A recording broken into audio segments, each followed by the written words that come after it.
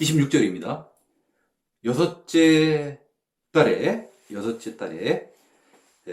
천사 가브리엘이, 자, 가브리엘 19절에 의해서 가브리엘 그래가지고 지금 천사의 이름이 가브리엘이 두 번 나왔습니다. 성경에는 이 천사의 이름이 둘이 등장합니다. 가브리엘 천사, 또 미가엘 천사, 이렇게 둘이 나오는데, 이 가브리엘은 하나님의 계시, 기쁜 소식을 전달하는 천사입니다. 소식을 전달하는 천사입니다. 그래서 여섯째 달에 천사 가브리엘이, 소식을 전달하는 천사 가브리엘이 하나님의 보내심을 받아, 하나님의 보내심을 받아 스스로 온 게 아니라, 아까도 말씀드렸지만 이 천사는 하나님의 심부름을 하는 종입니다. 종은 자기에게는 어떤 자유의지가 없죠. 그렇죠? 자유의지가 없습니다. 종에게는 오직 주인이 하라는 것을 하는, 그렇죠? 그런 것을 우리는 이제 종이라고 하죠. 그렇죠? 그래서 이 종은 어떻게 보면 이 주인 되시는 하나님의 명령을 받아서, 자, 너 가서 좋은 소식을 전해라. 그래서 명령을 받고 이제 가브리엘이 오게 됐는데, 아까는 주의 천사가 누구에게 나타나냐면 사가랴한테 나타났고요. 자, 이번에는 누구에게 나타나게 되냐면 마리아에게 이제 나타나게 되는데요. 우리 한번 보겠습니다. 계속해서요. 자, 여섯째 달에 천사 가브리엘이 하나님의 보내심을 받아. 보낸 사람이 하나님이십니다. 사람이라면 좀 적은데, 하나님께서 보내셨고, 가브리엘은 단지 전달만 하러 오게 된 것인데, 갈릴리 나사렛이란 동네에 가서, 이 신약시대는 구약시대는 12지파로 이렇게 분배를 해줘서 유다 지역, 또 어디에요? 베냐민 지역, 그죠? 스불룬 지역, 이렇게 문하세 지파 지역, 이렇게 나눠서 썼는데, 이 신약 시대에 들어가게 되면 그냥 크게 유대 지역, 사마리아 지역, 그다음에 저 위에 갈릴리 지역, 이렇게 크게 세 가지 도로, 행정구역을 이렇게 크게 한 세 가지 정도로 볼 수 있습니다. 맨 아래 유대 지역, 그다음에 사마리아 지역, 그다음에 저 위에 갈릴리 지역, 이렇게 한 세 군데로 나누어 볼 수 있는데, 그 세 군데로 나누어진 맨 위에 북쪽 지방, 그 북쪽 지방의 나사렛이란 동네에 가서, 나사렛은 그냥 조그만 동네입니다.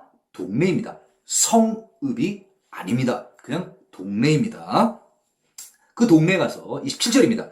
다윗의 자손 요셉이라 하는 사람과 약혼한 처녀에게 이르니, 그렇죠? 약혼이라고 하는 것은 정혼이라는 말하고 똑같은 말인데, 실제적으로 결혼한 거하고 다름없는, 단지 같이 합방 살지만 않는 것이지, 이 두 사람이 이렇게 이제 결혼할 것이다 하는 이런 확인을 어떻게 보면 다 받는 것이기 때문에 결혼하는 거하고 거의 차이가 없는 그런 겁니다. 예를 들어서 약혼, 정혼을 했는데 남자가 죽었어요.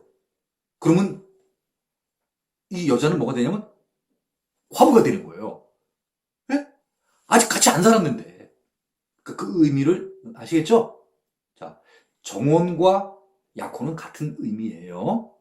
결혼하기 전에 한 1년 전쯤에 두 사람이 결혼할 것입니다 하고 약속을 하고 약혼, 또는 정혼을 하게 되는데, 그 중에 그 기간 동안에 이 남편이 죽게 되면 이 신부가, 이 여자가 과부가 된다는 거예요. 그러면 이거는 결혼하는 의미하고 똑같은 거예요. 그렇죠? 그렇게 보시면 됩니다. 그래서 약혼은 굉장히 중요한 겁니다. 이미 결혼했다는 거나 단지 살지만 않을 뿐이지, 같은 결혼과 같은 의미라고 볼 수 있겠죠. 자, 그 처녀에게 이르니 그 처녀의 이름은 마리아라. 그렇죠? 마리아라. 28절입니다. 그녀에게 들어가 이르되 은혜를 받은 자여 평안할지어다. 주께서 너와 함께 하시도다 하니, 인사가 좀 굉장히 좀 독특합니다. 그렇죠? 우리가 봐도 좀 독특하죠? 은혜를 받은 자야 이렇게 얘기를 하니까 굉장히 독특한 편입니다. 자, 29절입니다. 처녀 누구죠? 마리아요. 마리아가 그 말을 듣고 놀랄 수밖에 없죠. 그렇죠? 갑자기 낯선 자가 나타나가지고 은혜를 받은 자요 이렇게 얘기를 하니까, 아니 내가 무슨 은혜를 받았나? 뭐 궁금할 거 아니겠어요, 그치? 누가 나한테 뭘 줬단 말인가? 뭐 당연히 궁금하겠죠, 그쵸? 그리고 주께서 너와 함께 하시도다 이렇게 엄청난 얘기를 하니까 놀랄 수밖에 없겠죠, 그쵸? 그래서 놀라 이런 인사가 어찌함인가 생각함. 그 얘기 듣고 나서, 아니 이게 도대체 무슨 말이지? 아니 어떻게 이런 인사는 내가 처음 받아보는데? 그래서 이제 생각을 하는 거예요. 생각을 하고 있는데 30절입니다. 천사가 이르되, 그 생각하는 마리아에게 얘기를 해주는 겁니다. 마리아여, 무서워하지 말라. 갑자기 어떤 사람이 나타나가지고 얘기를 하니까 왜 무섭지 않겠습니까? 당연히 무섭죠. 그쵸? 그 사가랴가 그 주의 사자, 주의 천사를 보고 놀랬던 것처럼 지금 마리아도 어떻게 보면 지금 놀래고 있는 거예요. 왜? 처녀는 알지 못하는 사람이 나타나가지고 얘기를 하니까 놀랍겠죠. 그죠? 자, 그런 어떤 마리아의 마음을 주의 천사가 이제 알고, 무서워하지 말라. 네가 하나님께 은혜를 입었느니라. 은혜를 입었느니라. 아니 도대체 무슨 말인가? 자, 31절입니다. 보라, 네가 잉태하여 아들을 낳으리니 그 이름을 예수라 하라.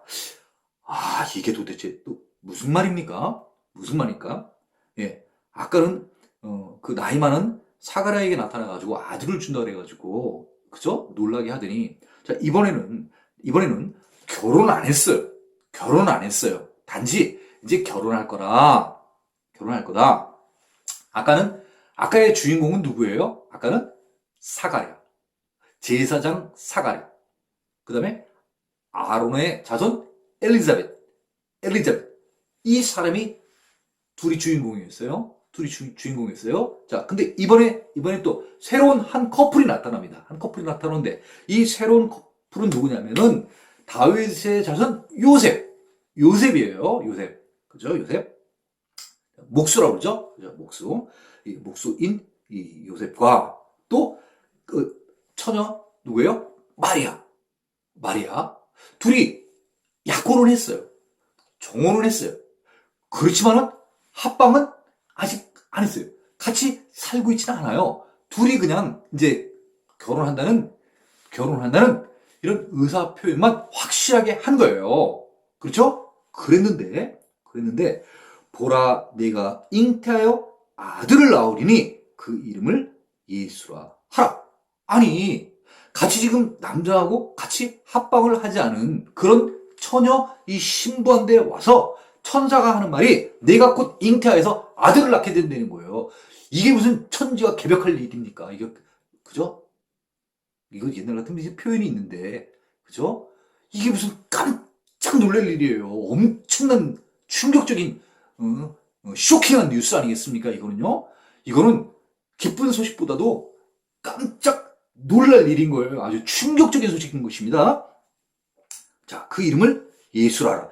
아니, 아까는 저쪽 사가랴한 데 가가지고 아들 낳을 것이다 그래가지고 이름 뭐라 그랬습니까? 요한. 뜻은 뭐예요? 하느님께서는 자비하시다. 이런 이름을 주셨는데, 자, 이번에는 또 마리아에게 나타나서 이 마리아에게도 아들을 주신다는 거예요. 그리고 또 뭐예요? 이름도 또 주시는 거예요. 이름. 예수. 예수의 뜻은 뭐예요? 여호와는 구원이시다. 한쪽은 나타나서 한쪽에는 아들을 요한 낳게 됐는데 그 아들을 요한이라 하라. 하나님께서는 자비하시다. 이런 뜻이고. 한쪽에는 또 마리아에게 나타나셔서 마리아에게 또 뭐라는 거예요? 그 아들을 낳을 것이니 그 아들의 이름을 예수라 하라. 이것은 무슨 뜻이에요? 여호와는 구원이시다. 네. 여호수와 예수와 예수 다 같은 말이에요. 같은 말이에요. 네. 하나는 히브리어고 하나는 뭐 아람어고 하나는 또 뭐 헬라어고 이래서 그렇지 여호수와 예수와 예수 다 같은 말이에요. 무슨 뜻이야? 똑같아요. 내용은 여호와는 구원이시다. 한쪽은 하나님께서는 자비하시다. 한쪽에서는 하나님께서는 구원이시다. 자비하신 하나님, 우리를 구원케 하시는 하나님, 이 메시지를 주는 거예요. 누구를 통해서요? 천사, 하나님의 심부름을 하는 종, 그 천사를 통해서 가브리엘이 아까 무슨 뜻이라고 했습니까? 기쁜 소식을 전달하는 거. 한쪽에 아들을 주고 그 이름을 요한이라고 하고 하나님께서는 자비하시다는 거고 한쪽에도 아들을 주고 그 이름을 예수라고 하는데 그 예수의 뜻은 여호와는 구원이시다. 이런 뜻을 주는 거예요. 이런 메시지를 주는 거예요.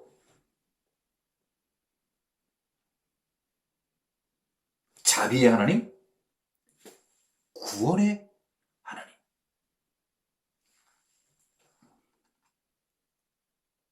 (32절입니다) 그가 큰 자가 되고 큰 자. 누구요? 예수.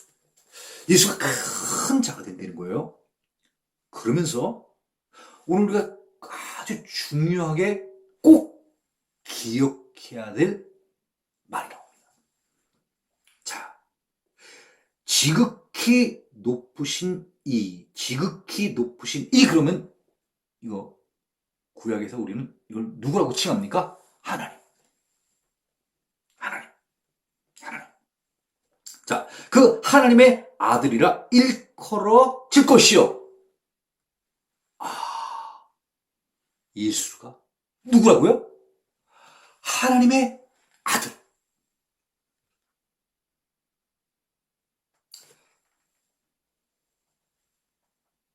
좀 앞서서 얘기를 하면 예수님께서 베드로 보고 얘기를 하십니다. 너는 나를 누구라고 생각하느냐? 이렇게 얘기를 합니다. 그죠? 그랬더니 베드로가 뭐래요? 주는 그리스도요? 살아계신 하나님의 아들이라고 합니다. 우리의 신앙 고백 가운데에서 예수님이 누구인가요? 이렇게 물어보게 될 때 우리는 예수를 누구라고 얘기를 하면 됩니까? 여기 나오죠. 지극히 높으신 이의 아들, 하나님의 아들이십니다. 이렇게 얘기하면 되는 거예요. 오늘 아주 중요한 키포인트입니다. 예수가 누구신가? 지극히 높으신 이의 아들, 다시 말하면 하나님의 아들입니다. 또 주 하나님께서 그 조상 다윗의 왕위를 그에게 주시니 자 아들을 주면서 그 아들한테 이름을 예수라고 했는데 그 예수는 누구냐면 하나님의 아들이라 일컬음을 받게 된다는 거예요. 일컬음을 받게 된다는 게 어렵게 얘기를 해서 그렇지 쉽게 하면 뭐예요? 하나님의 아들. 그런데 그 아들한테 뭐를 주시게 된 거예요? 그 조상 다윗의 왕위, 그 왕의 지팡이, 그죠? 왕권을 상징하는 그 홀을 이 예수께 넘겨주겠다는 거예요. 네? 하나님이 다윗에게 네 후손을 통해서 이스라엘의 왕위가 영원히 유지되고 견고해 드리라고 말씀하셨잖아요. 다윗한테 약속해 줬잖아요. 그때 다윗이 얼마나 놀랐어요. 네? 세상에 그런 축복이 어디 있어요. 자기 자신, 목동이었던 자기를 왕으로 기름 부어주심도 감사한데 내 대를 통해서 쭉 이어지는 그 후손들이 왕이 계속해서 이어진다는 거. 우리는 마태복음에 나옵니다만 바벨론으로 끌려가기 전에 요시야 왕의 아들과 자손까지, 그때까지 왕으로 일컬음을 받았어요. 왕이라고 인정을 했어요. 이스라엘 민족들은, 적어도 남유다 백성들은 누구예요? 요시야, 여호아스, 여호야김, 히드기야. 여기까지는 왕이라고 우리가 다 생각을 한 거예요. 자, 뭐 뒤에 주시들은 적어도 요시야 왕까지는 훌륭한 왕이잖아요. 근데 그 이후에는 왕이 끊어진 거예요. 왕이라고 일컬음 받는 사람이 없어진 거예요. 그 없어진 줄 알았던 다윗의 왕위를 하나님께서 주시게 되는 거예요. 누구한테요? 예수께. 33절입니다. 영원히 야곱의 집을 왕으로 다스릴 것이며. 야곱의 집은 쉽게 말하면 누구예요? 네? 다윗의 집이고 이스라엘의 집이고, 그렇지 않습니까? 네. 하나님의 백성의 집, 그죠? 그 백성들을 다스리는 왕으로 세우실 거라는 거예요. 누구가요? 예수께서요. 그 나라가 무궁하리라. 마치 하나님께서 다윗에게 말씀하신 것처럼 내 후손을 통하여 왕위가 견고해 되리라고 하셨던 그 말씀처럼 바벨론 포로로 끌려가면서 왕이라는 이름을 사용할 수 없고 많은 시간이 흘러서 이제 다시는 이스라엘 땅 위에 왕이라고 일컬음을 받는 사람이 없었었는데, 그래서 사실은 그 포로에서 다시 돌아온 자들, 네, 새롭게 마음을 먹고 새롭게 신앙을 회복하겠다 하였던 유다인으로 왔다가 다시 와서는 유대인, 새롭게 우리는 새로운 정체성으로 하나님을, 신앙을 다시 회복하자 마음먹은 그 유대인들이 그토록 바랐던, 기대했던 메시아, 새로운 왕, 다윗의 왕위를, 다윗에게 약속한 그 왕,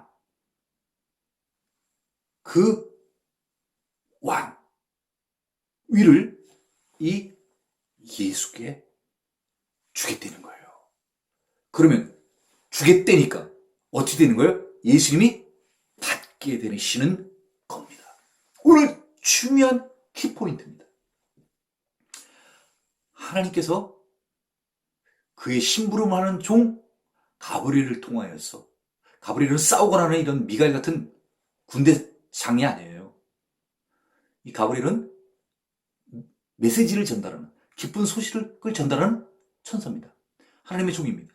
이 종을 통하여 지금 마리아에게 어떤 것을 얘기해 줍니까? 네가 아들을 낳게 될 것이다. 그 아들의 이름을 예수라 하라. 예수는, 하나님은, 여호와는 구원이시다 하는 뜻인데, 이 예수는 다시 말하자면 지극히 높으신 이의 아들이라는 거예요. 하나님의 아들이라는 거예요. 누가요? 예수가요. 이야, 세상에 얼마나 놀라운 일입니까? 이 세상에 마리아를 통해서 하나님의 아들이 탄생하게 될 거라는 거예요. 하나님의 아들이. 근데 이 아들이 하나님의 아들이면서 다윗을 통하여 약속하셨던, 다윗 언약이라고 그러죠? 그 왕위를 이 예수께 주시겠다는 거예요. 그러면 이 예수님은 하나님의 아들로서의 역할도 할 뿐만 아니라 또 뭐죠? 이스라엘의 왕의 역할도 감당을 하게 된다는 것을 우리는 알 수 있는 거죠. 아, 그렇구나. 하나님의 아들이 이 땅에 오시는구나. 그러면 이 아들을 통하여서 그의 아버지의 어떤 것들을 들을 수 있겠구나. 또 이 예수를 통하여서 우리를 통치하실 왕으로 오시니 분명히 우리를 보호해 주시겠구나. 우리를 어떠한 공격과 외부의 세력이나 이런 위험으로부터 우리를 돌보아 주실 수 있겠구나. 우리도 잃어버렸던 그 왕을 다시 되찾을 수 있겠구나.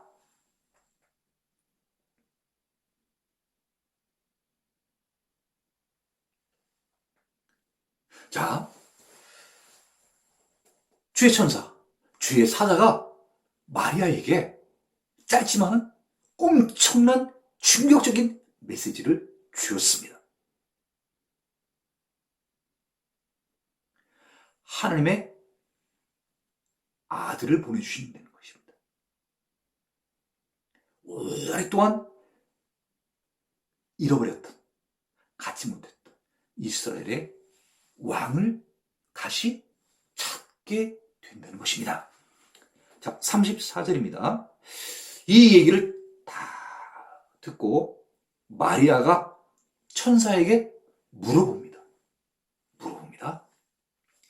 나는 남자를 알지 못하니. 사실이죠. 약혼과 정혼은 했지만은 마리아는 아직 그 남편 될 정혼한 약혼한 요셉과는 같이 살지는 않는 것입니다. 단지 약조만 해놓고 1년 기간 지금 어떻게 보면 기다리고 있는 웨이팅 상태에 있는 것입니다. 함께 살 이제 그 기간이 끝날 때까지 1년이라는 그 약혼 기간 끝날 때까지 이제 기다리고 있는 어떻게 보면 웨이팅 상태예요. 대기 상태인 것입니다. 그러니까 남자하고 같이 합방할 수 있는 기회 같은 것들이 없었는데 어떻게 이 일이 있으리까? 어떻게 내가 남편과 같이 있질 않았는데 요셉과 같이 있은 적이 없는데 어떻게 지금 말씀하시는 아들을 얻을 수 있겠습니까? 어떻게 아들을 얻을 수 있겠습니까? 방법을 얘기하는 거예요. 조금 다른 게 아까 사가랴는 어떻게 내가 아들을 얻게 되는지 무엇에 의하여 얻게 되는지 나한테 표적을 보여달라고 합니다. 예, 표적을 보여주기 전까지는 믿지 못하겠다는 거예요. 표적 보여달라는 것은 믿지 못하는 거 아니겠어요? 허되못해 우리가 돈을 주고받을 때도 뭐를 해달라는 거예요? 차용증 같은 거에다가 이런 것들을 써달라는 얘기예요. 뭔가 증빙할 수 있는 것들을 뭔가 보여달라는 거예요. 사가랴는 주의 천사가 와서 한 얘기를 믿지를 못하기 때문에 표적을 원했어요. 그렇지만 지금 마리아는 방법을 물어보고 있는 거예요. 방법. 왜? 합방을 했는지 안 했는지 이 낯선 사람이 천사가 어떻게 알겠어요? 그러니까 어떻게 보면 마리아는 솔직하게 얘기를 하는 거예요. 저 낯선 분이지만은 저 남자하고 아직 같이 한 방에서 자질 않았는데요. 제가 어떻게 아이를 갖게 될까요? 이렇게 물어본 거예요. 물어볼 수 있지 않겠습니까? 처녀인데 애를 낳게, 아들 준다는데, 처녀가 생각했을 때, 나는, 합방한 적이 없는데, 그럼 제가 어떻게 아이를 갖게 되죠? 물어봤게 됐겠죠. 그렇죠? 그랬더니, 천사가 이제 그 답을 해줍니다. 성령이 내게 임하시고, 성령이 갑자기 오셨습니까? 아닙니다. 성령은 창세기 1장 2절부터 성령님은 계셨었습니다. 예, 구약시대에 또 성령님은 계셨었어요. 신약시대에 갑자기 오신 분이 아닙니다. 자, 성령이 내게 임하시고 지극히 높으신의 능력이 너를 덮으시리니. 지극히 높으신이 누구예요? 하나님. 네가 아이를 갖는 것은 남자와 같이 합방을 통하여서 갖는 그런 방법이 아니라 하나님의 능력으로 너를 덮으라는 것, 쉽게 얘기하면 지극히 높으신 하나님의 능력으로 그 아이를 갖게 된다는 거예요. 하나님의 능력으로.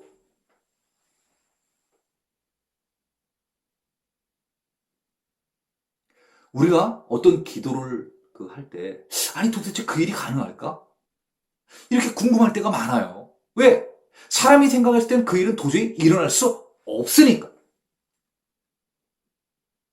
그렇지만 오늘 이 누가복음 1장에 나오는 이 천사의 한 이 이야기, 우리가 생각했을 때는 도저히 가능할 것 같지 않은 그 일을 누구는 하실 수 있다는 거예요. 어떻게 하실 수 있다는 거예요? 하나님의 능력으로.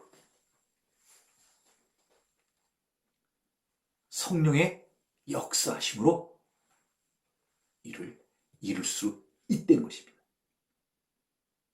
그러니까 우리를 기도를 할 때 우리가 원하는 기도의 제목과 아울러서 성령이 역사하여 주시기를 간구해야 되고 하나님의 능력이 임하여 줄 것을 우리는 소원해야 하는 것입니다. 성령의 임재, 성령의 역사하심, 하나님의 능력. 자, 이러므로 나실 바 거룩한 이는 하나님의 아들이라 일컬어지리라. 아까 이어서 계속해서 지금 더 정확히 나오고 있습니다.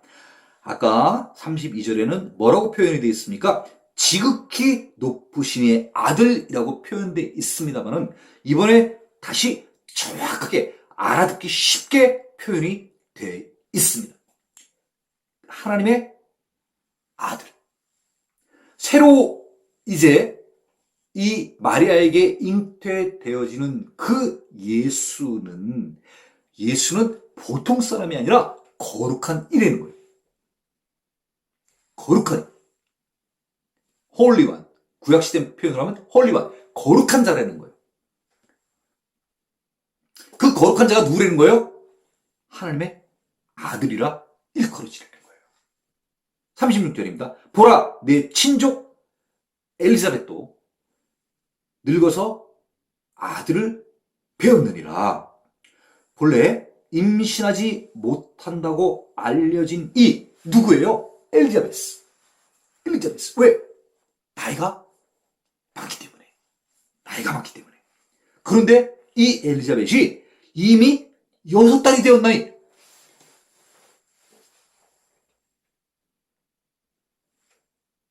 이걸 얘기를 해주는 거예요.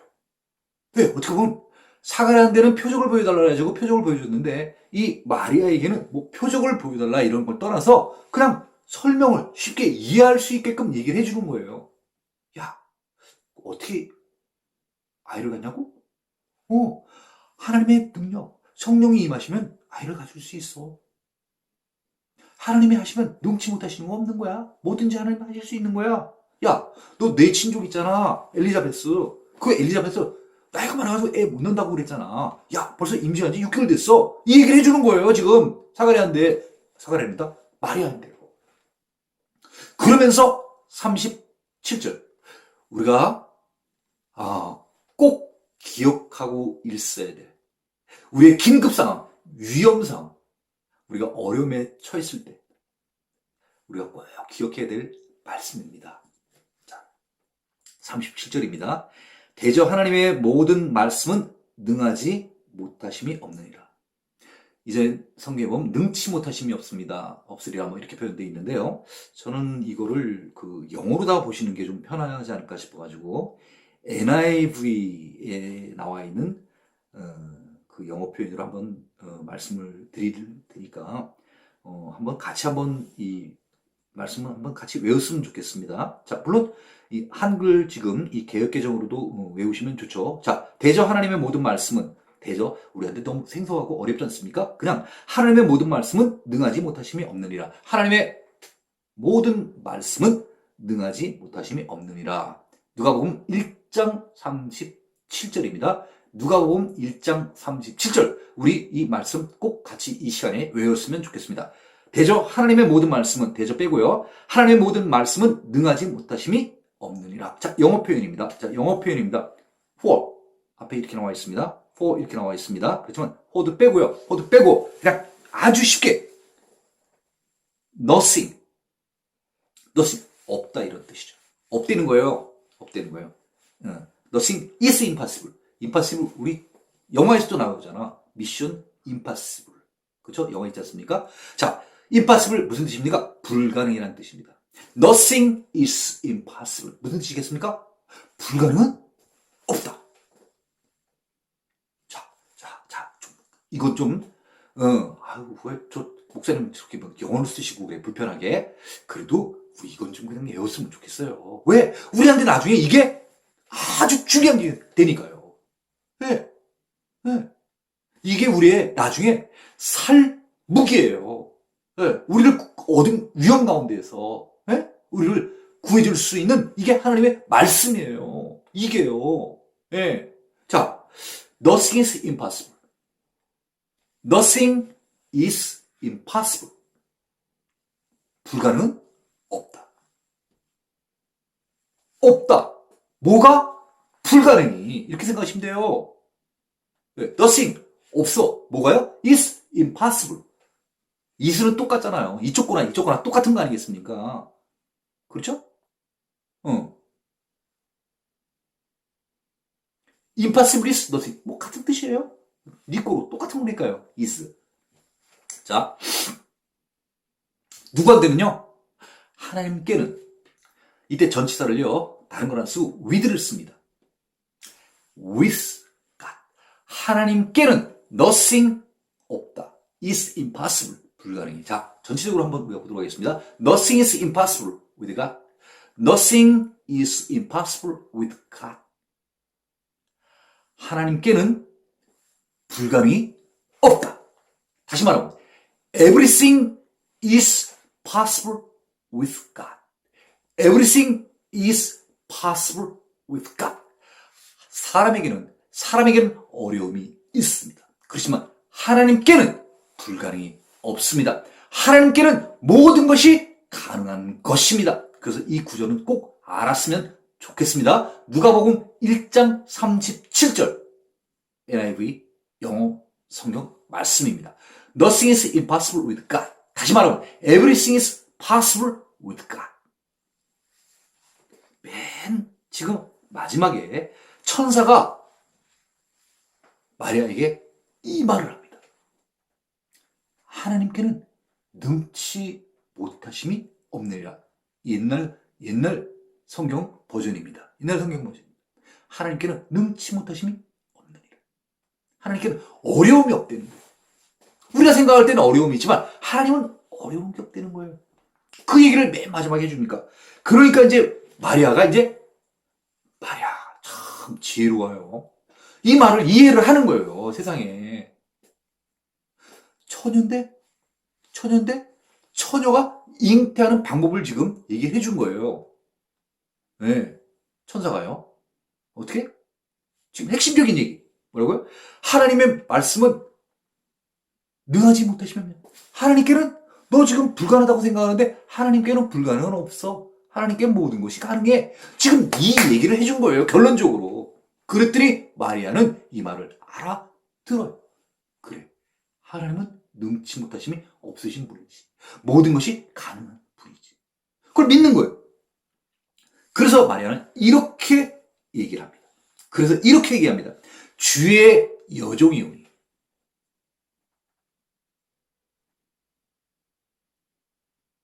내가 주님께 소속되었다는 것을 표현합니다. 어떻게 보면 창세기 1장 1절에 하나님이 천지를 창조하시고 사람 만드신 그 모든 우리의 창조주이신 하나님을 인정한 것입니다.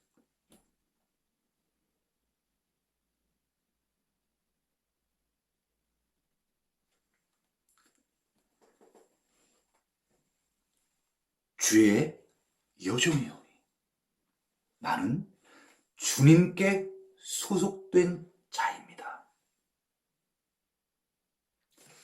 주님의 뜻대로, 주님의 마음, 주님의 생각, 주님의 계획, 주님의 섭리, 주님의 의도대로 주님께서 나를 사용하여 주시기 원하옵나이다. 주님의 뜻대로 하시옵소서. 이런 고백입니다. 이런 신앙 고백인 것입니다. 내게 이루어지이다. 주께서 행하시면은 그 엄청난 일이 내게 이루어질 수 있다는 것입니다. 그게 무엇입니까? 나는 요셉과 아직 합방을 하지 않았으나 하나님의 능력으로 말미암아 그 성령이 나에게 임하면 처녀인 내가 잉태하여서 아들을 낳게 될 줄로 믿습니다. 이런 굳센 믿음의 고백입니다. 딱 간단한 것 같지만 이 마리아의 이 말 한마디는 모든 것을 의미하는 아주 중요한 함축적인 답입니다. 주의 여종이오니 주의 말씀대로 주께서 계획하신 대로 내게 이루어질 줄로 믿습니다. 주님께서 선포하신 대로 주님께서 예언하신 그대로 내게 그 예언이 이루어지게 될 줄로 믿습니다. 주님께서 저에게 아들을 주신다고 했으면 내가 내 남편 될 요셉과 합방을 하지 않았어도 내가 잉태되어서 아들을 낳을 줄로 믿습니다. 세상에 이런 믿음 흔치 않지 않습니까? 어떻게 보면 그 백부장의 믿음, 그렇죠? 그런 믿음에 버금갈 정도로다가 아니 한번 생각을 해보세요. 요새 때는 처녀인데 이런 얘기 해주면은 어떤 처녀가 이거 믿음으로 받아줄 사람이 이거 몇 명이나 되겠어요? 대단하지 않습니까? 자, 39절입니다. 이때 마리아가 일어나 빨리 지금 마리아가 주의 천사로부터 무슨 얘기를 들었습니까? 내 친족 엘리사벳도 늙어서 아들을 배웠다는 거예요. 늙었는데도 불구하고 본래 임신하지 못한다고 했는데 벌써 임신한 지 6개월 됐어. 이렇게 얘기를 해주니까 이제 일이 다 끝났어요. 천사가 갔겠죠? 가서 이제 마리아가 번뜩 이제 생각을 한 거예요. 누구? 엘리사벳이 임신을 했어? 아니 나이 많아가지고 못한다고 막 그랬었는데 아니 벌써 임신한 지 6개월이 됐다고 지금 얘기하셨지? 아니 이 믿음 보세요. 이걸 믿고 쫓아가는 거예요. 아이고 믿음 약한 사람한테 이 얘기하면 어떻게 했어요? 아이고 엘리사벳 나이가 몇인데 임신을 해. 그것도 벌써 6개월 됐다며. 아이고 한참 지나서 막 다 애 낳고 막 저거 했을 때 그때 알았을 거예요. 믿음 약한 같은 사람은요. 믿음 있는 마리아의 행동 보세요. 주의 천사가 세상에 네 친족이 됐어 이렇게 얘기를 하니까 지금 마리아의 이 행동을 보세요. 이게 뭐예요? 믿는 거예요. 이게 바로 그의 믿음을 행동으로 나타내는 거예요. 행함이에요, 바로. 행함이 어디에 나오는 거예요? 믿으니까. 예? 예.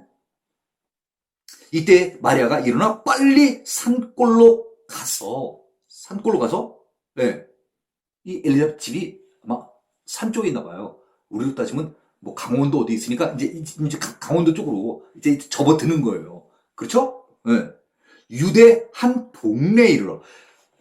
지금 아까도 동네 마리아가 사는 이 동네도 갈릴리 나사렛이라는 동네, 그렇죠? 그다음에 또 엘리사벳이 사는 곳도 다 그냥 동네, 큰 성읍이 아니라 그냥 다 동네에 동네, 조그만 동네. 자, 그 동네에 이르러 사갈의 집에 들어가 같이 사니까 이쪽 집은. 그죠? 이쪽 집은 같이 사는 집이에요. 네. 자, 들어가서 엘리사벳에게 문안하니 인사했다는 거죠. 문안이. 41절. 친족이니까. 자, 엘리사벳이 마리아가 문안함을 들음에 아이가 복중에서 뛰노는 지라. 엘리사벳이 마리아가 문안함을 듣고, 자, 듣고, 나이는 누가 많을까요? 같은 친족이니까 어느 쪽이 촌수가 높고 이런 걸 떠나서 일단 누가 나이가 많아요?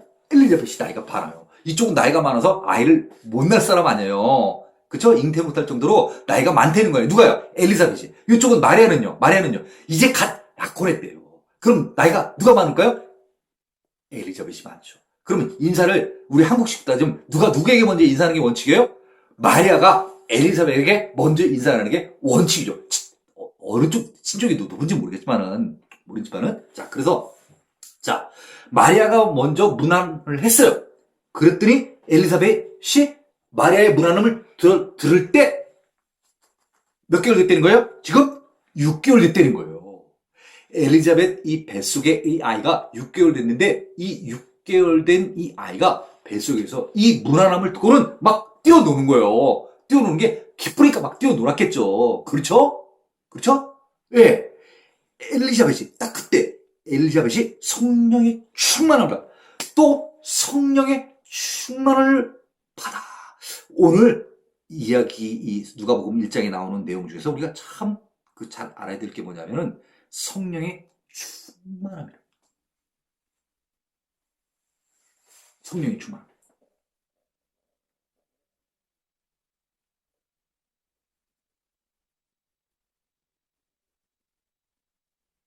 우리는 이런 상태를 항상 유지할 필요가 있는 거예요.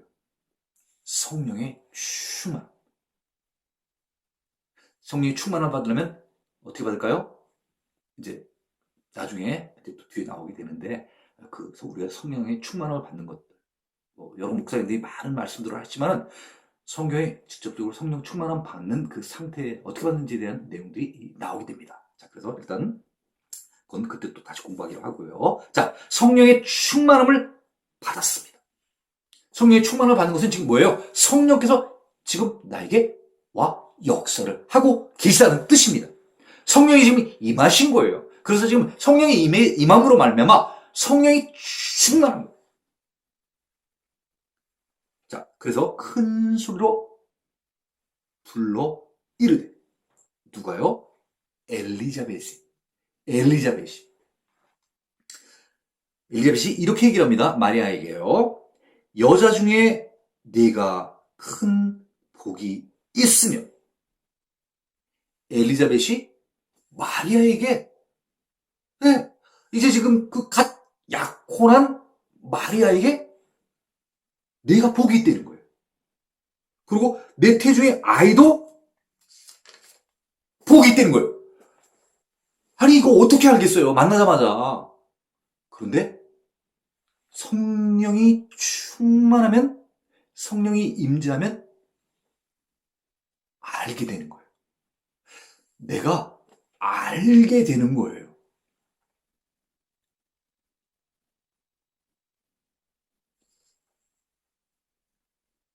성령이 충만하게 되면요. 이렇게 하나님의 뜻, 하나님의 마음, 생각, 계획, 섭리, 하나님의 의도를 알게 되는 것입니다. 그러니까 우리는 성령의 충만을 받을 필요가 있어요? 없어요? 성령 충만을 받을 필요가 있죠. 그래야 기도의 응답을 받죠. 하나님의 어떤 생각을 갖고 계신지, 어떤 뜻인지, 하나님의 생각이 무엇인지 우리가 알면은 그것이 바로 우리에게 기도의 응답이 아니겠습니까? 응답인 것이죠. 그렇죠? 자, 43절입니다. 내 주의 어머니가 내게 나오니 이 어찌된 일인가? 와, 엘리자벳은 성령의 충만을 받아서 성령의 임재함으로 지금 많은 것을 알게 되는 것입니다. 내 주의 어머니. 나이로 보면 자기는 많고 이 마리아는 이제 갓 약혼한 그런 처녀인데 이 처녀 친족에게 내 주의 어머니가 그 귀한 몸인데 내게 거꾸로 내가 가야 되는데 어떻게 내 주의 어머니가 나에게 나오니 이 어찌된 일입니까? 마치 세례 요한이 많은 사람들을 세례를 베풀고 있는 그때 예수께서 가서 나에게도 세례를 베풀어 달라고 할 때 세례 요한이 뭐라고 합니까? 거꾸로 내가 당신께 세례를 받을 사람인데 나에게 세례 베풀어 달라니 어찌된 일입니까? 하는 그거하고 지금 거의 같은 상황 아니겠습니까? 44절입니다.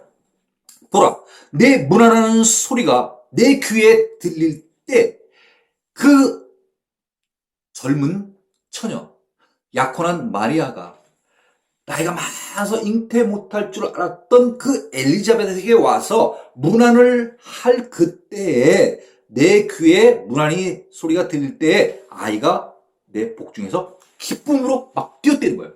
그러니까 이 엘리자벳이 성령 충만을 받아 아는 거예요. 마리아가 임신했다는 거예요. 그리고 그 임신한 아들이 누구라는 것을 아는 거예요. 우리는 지금 앞에서 방금 읽었지 않습니까? 읽었지 않습니까? 마리아에게 잉태된 그 아들이 누구예요? 이름이 뭐죠? 예수. 무슨 뜻이에요? 여호와는 구원이시다. 여호수와 예수와 예수 다 같은 뜻입니다. 같은 뜻입니다.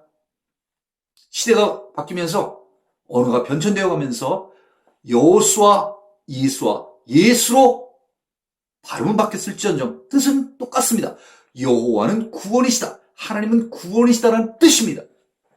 아들도 주고 그에게 이름도 주었습니다. 그 아들은 어떤 아들입니까? 하나님의 아들입니다. 그 아들은 또 어떤 아들입니까? 다윗의 왕위를 이어받게 될 아들인 것입니다. 45절입니다. 주께서 하신 말씀이 반드시 이루어지리라고 믿은 그 여자에게 복이 있도다. 무슨 얘기입니까? 아까 천사가 와서 얘기했더니 마리아가 38절에 이렇게 얘기했습니다. 주의 여종 이온이 말씀대로 내게 이루어지다. 그렇죠? 예. 가브리엘을 통해서 하나님께서 하신 그 전하고자 하는 메시지. 야곱에서 남자와 정혼을 하였지만 합방을 하지 않은 마리아에게 아들을 네가 갖게 될 것이고 그 아들은 이름은 예수하라. 그 예수는 하나님의 아들이고 하나님께서 다윗에게 주셨던 그 다윗 언약 그 왕위를 받게 될지다 하는 그 말씀을 줬는데 그 말씀을 그대로 다 받아들인 여자 누구예요? 마리아. 그 마리아에게 복이 있도다. 지금 누가 누구에게 한 얘기입니까? 엘리자벳이 마리아에게 얘기를 해줬습니다. 성령의 역사로 말미암아 성령의 충만함으로 말미암아. 자, 46절입니다. 이제 마리아의 찬가가 나옵니다. 이제 또 마리아가 이제 또 이야기합니다. 내 영혼이 주를 찬양하며 얼마나 감사하겠어요. 그렇죠? 얼마나 감사하겠습니까? 내 마음이 하나님 내 구주를 기뻐하였으면 하나님을 누구라고 얘기를 했습니까? God, my Savior. 영어로는 이렇게 됐습니다. Savior. 구세주라는 뜻입니다. 나의 구세주이신 하나님. 그 하나님을 기뻐한 것은 그의 여종의 비천함을 돌보셨음이라. 그의 여종의 비천한. 네. 보면 남편이 목수죠. 그렇죠? 네, 목수. 근데 어떤 그런 그 생활하는 게 지금 어떻게 보면 아주 그 동네에서 사는, 그렇죠? 아주 뭐 번화한 도시도 아닌 한 시골에 살게 되는 그 여종의 어떻게 보면 그런 비천함을 돌보셨음이라. 마치 다윗이 하나님께 감사를 드리는 그런 어떤 것과 참 비슷합니다. 이제 후로는 만세의 날을 복이 있다 일컬 의리로다. 그렇죠? 내게서 날짜가 어떤 아들, 그 아들 예수가 어떤 자라는 것을 이제 다 알았잖아요. 주의 천사를 통하여서. 그래서 정말 감사한 거예요. 능하신 이가 큰 일을 내게 행하셨으니 그 이름이 거룩하시며 긍휼하심이 두려워하는 자에게 대대로 이르는 도다. 긍휼하심. 그렇죠? 예. 긍휼하심. 그의 팔로 힘을 보이사 마음의 생각이 교만한 자들을 흩으셨고 교만한 것을 타파하시고 권세 있는 자를 그 위에서 내리치셨으며 비천한 자를 높이셨고 정치 사회적인 어떤 개혁들을 다 이제 하게 된다는 그런 의미겠죠. 이제 예수님께서 이제 오셔서 다 바꿔놓으신다는 거죠. 예를 들면 53절 줄이는 자를 좋은 곳으로 배불리 셨으며 또 경제적인 부분에서도 어떤 이런 개혁 같은 것들 그쵸 해주신다는 그런 얘기죠. 비자는 부자는 그죠? 부자는 빈손으로 보내셨더라. 배고픈 자에게는 먹을 것을 주셨고 부자는 빈손으로 돌보냈다는 것입니다. 그래서 이제 그 예수님이 앞으로 큰 일들을 행하시게 되는데 그 예수님께서는 정치, 사회 또는 경제적인 어떤 이런 모든 사회 부분들에서 어떤 큰 개혁을 일으키신다는 것을 마리아는 벌써 이제 알고 있는 것입니다. 그 종 이스라엘을 도우사 긍휼히 여기시고 이스라엘 그죠? 이스라엘 어디예요? 주의 백성인 것입니다. 주의 백성. 현재는 지금 누굽니까? 유대인들. 바벨론 포로 이후에 귀환하여 왔던 이 유대 지방에 살고 있는 그 유대인들. 그 유대인들을 도우시고 또 긍휼히 여기셔서 불쌍히 여기셔서 그리고 또 잊지 않고 기억하여 주셔서 우리 조상에게 말씀하신 것과 같이 아브라함과 그죠? 아브라함 그죠? 아브라함에게 많은 약속을 주시지 않습니까? 고향을 떠나게 하시고 또 그 아브라함을 통하여서 큰 열국의 아버지를 그죠? 민족을 이끌어 가게 하시고 그죠? 또 그 자손에게 영원히 하시리로다. 많은 약속들을 하지 않습니까? 아브라함에게도 약속해 주시죠. 이삭에게도 약속해 주시죠. 야곱에게도 약속을 해 주시죠. 다윗에게도 약속을 해 주지 않습니까? 그런 모든 그 약속 같은 것들을 기억하여 주신다는 것입니다. 그리고 그 약속들을 지켜 가신다는 것입니다. 꾸준하게 영원토록 행하여 주신다는 그런 뜻입니다. 자, 56절입니다. 마리아가 석 달쯤 있다가 아까 마리아가 결혼한 지 몇 달 됐다고 얘기를 했습니까? 엘리자벳이요? 엘리자벳이 몇 달 됐다고 했습니까? 이미 6달이 되었나니 이랬습니다. 그렇죠? 그 얘기 듣고 쫓아갔어요. 그러니까 엘리자벳이 임신한 지 6개월 됐습니다. 그 6개월 된 다음에 마리아가 석 달쯤 함께 있으니 그럼 합이 몇 개월이죠? 6개월 플러스 3개월이니까 이제 9개월 됐습니다. 임신한 지 9개월 됐습니다. 아이는 임신하면 몇 개월 만에 낳죠? 10달 만에 낳습니다. 그죠? 10달 만에. 그러니까 이제 9개월 됐으니까 이제 엘리자벳이 곧 이제 잉태할 때, 애 낳을 때가 이제 가까이 오십니다. 가까이 왔습니다. 그러니까 이제 마리아가 이제 편안하게 아이를 해서 낳을 수 있도록 이제 자기가 이제 집으로 이제 돌아오게 되는 것입니다. 돌아오게 된 것입니다.